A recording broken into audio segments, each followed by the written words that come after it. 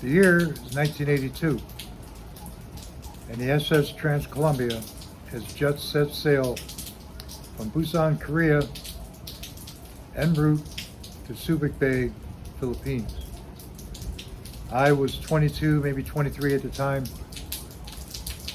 and little did I know that I was in for an experience I never had. I'm the Saipan sailor. Welcome aboard the Tramp. This is Chapter 3.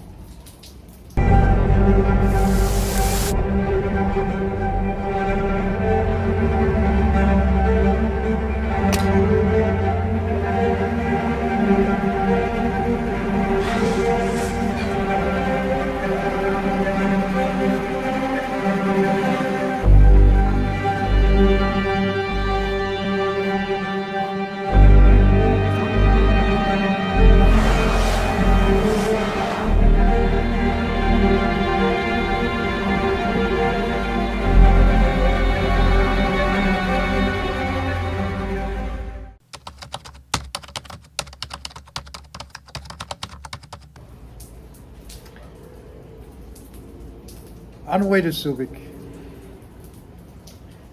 I got to talking with one of the guys in the deck department, someone I've known because I sailed with him on the Great Lakes, and he knew a lot of the people I knew. We kind of ran in the same circles. I ran into that guy in New York while I was registered, hanging out at the Union Hall, and he took one of the jobs on there. He lived in Manila, was married there, and so he told me all about the Philippines, as much as he could possibly tell me. So I had a little bit of a heads up before I got there, but mainly what he talked about was their culture and so on and so forth. He didn't tell me how things are going to be in Subic.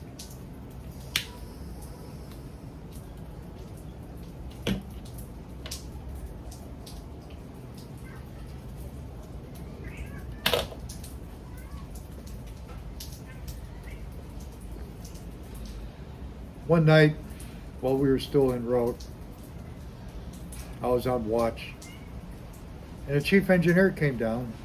He had his wife on board, and she was a cute little blonde. Well, he came down with an Instamatic camera and wanted to take pictures. So they wanted to take pictures of me. So they took a picture of me standing by the throttle, and if you notice, underneath my arm, which is on the stern throttle, is the ship's tachometer, the shaft tachometer. If you look close enough, I know it's a bad picture. Like I said, it was taken with a Kodak Instamatic. You'll see that it says the needle is on 60 revolutions, and that to us was full sea speed. It wasn't very fast for an old C4. We maybe put it along about 10 to 14 knots, depending on the headwinds. So after they took that picture, his wife came up to me and put her arms around me and wanted a couple of pictures of her and I. So he took some pictures, and I wasn't all that comfortable with that. I mean, I was wondering, what's going on with him too. Anyway, they went back up topside, and that was that. We pulled into Subic.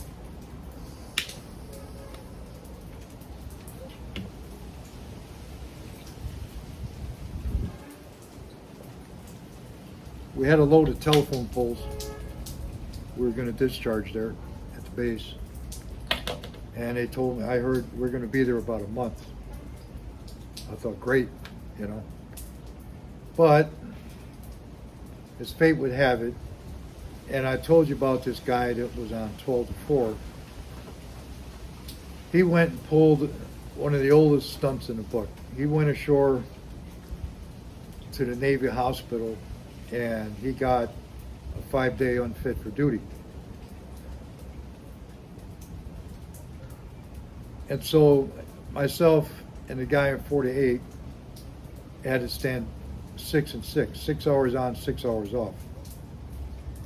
the first day, I said to the other fella, he was an old timer, and you know, I had to go to the hospital too because, well, I had to clap. And I went and came back, and he says, Jesus, I didn't think you were coming back either.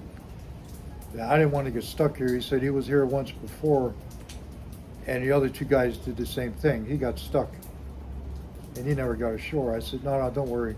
I said, as a matter of fact, I'm going to talk to the chief and see if we get on 12 and 12. He said, it's a lot better for us, okay?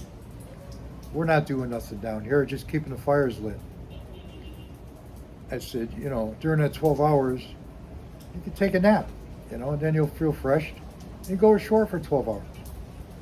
And we'll get paid 4 hours overtime a day. Hey, screw that other guy. We'll make the best out of this. Well, I got the chief to agree, and that's exactly what we did. I mean, I would come down at 4 in the morning, relieve the guy. I would change burners, clean them up, get a new set of burners ready to go. And would tell the guy, look, I'm going to take a nap till about 7 o'clock. I said, wake me up, I'll take the readings, and then we can go to breakfast before you get relieved. And that's the way it went for 5 days.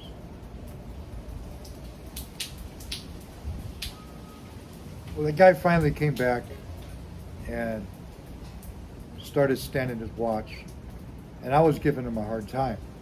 I was pissed. It takes a real lowlife to do that. There wasn't anything wrong with him.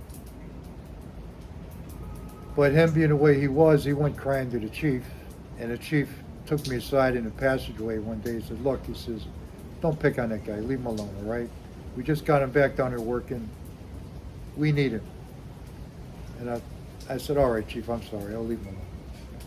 What was going through my mind, because our union had, at that time, we had a union hall right there in Subic.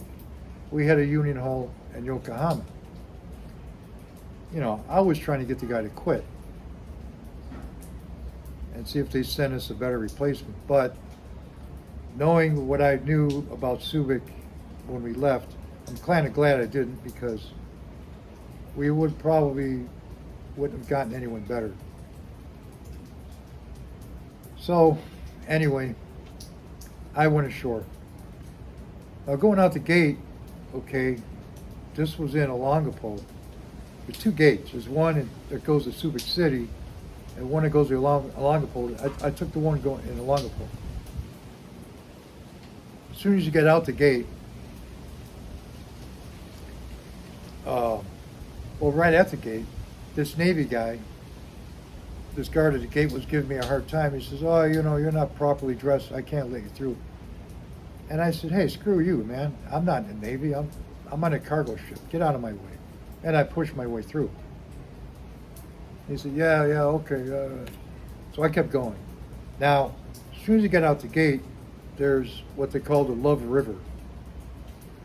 And there's a bridge going over the river. Well, I started crossing that bridge, and I had to stop because I started gagging. The stench coming out of that river was god awful. Now, it wasn't just a bad stench. I'm used to bad smells, but I just didn't expect it. So after I pulled myself together, I started walking over the bridge. Got about halfway over, and I heard some kids yelling. I looked down at the river, and these kids are down there swimming in the river, yelling, hey, throw me a peso, throw me some soap.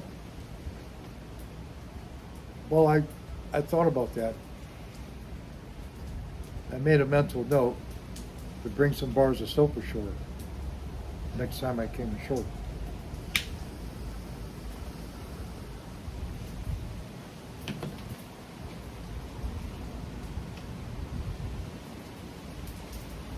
When I got on the other side of the bridge, I wasn't ready for what I seen.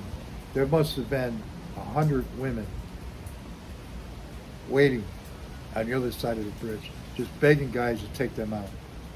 Come with me, come me go with you, I mean, I just didn't pay any attention. I was kind of, I don't know, I was a little embarrassed by it, really. But I got into town and I met this woman. We kind of hit it off. Now, I met her through a guy that's pulled up in a car. He said, hey, there's this Filipino guy. Say, you want to buy a pineapple shirt? And it was a shirt made out of pineapple. And so I looked at the shirt and it fit me just right. It had 4 pockets. It was kind of modeled after a Cuban cigar shirt. Here they have what they call a barong, and they wear it over their clothes on special occasions, weddings, especially weddings, you know. And they're made, some of them are made from pineapple, others are made, I think, from bamboo. But this shirt it smelled like pineapple. It had a very strong pineapple smell.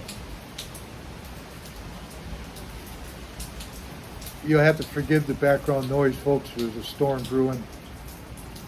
It just stopped raining. It's just drizzling now. Maybe it'll pick up again.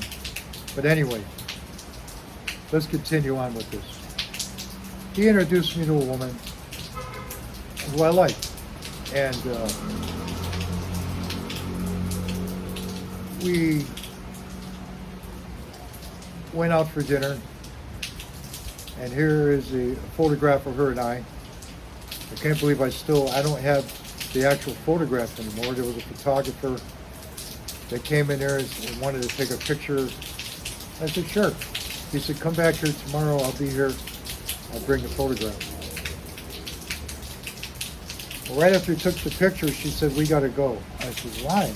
We just got here. She said, those guys behind us were talking about following you around town. They're going to rob you. She said, let's go. But she took me to another part of town, and I spent the night with her. I don't remember what happened to her and I. I think we spent a few nights together. But that following week, they were having their version of Mardi Gras. And that whole town was packed with people. There were live bands playing on the street. I mean, there were people everywhere. But that also meant that all the hotels were booked up. Folks, I'm going to have to stop right here. I'll continue this part 2 of Subic in our next segment, okay? The background rain is getting too much, so let's call it a night, huh? I'm the Saipan sailor. Clear skies and calm seas, everyone. Oh boy, here comes a storm.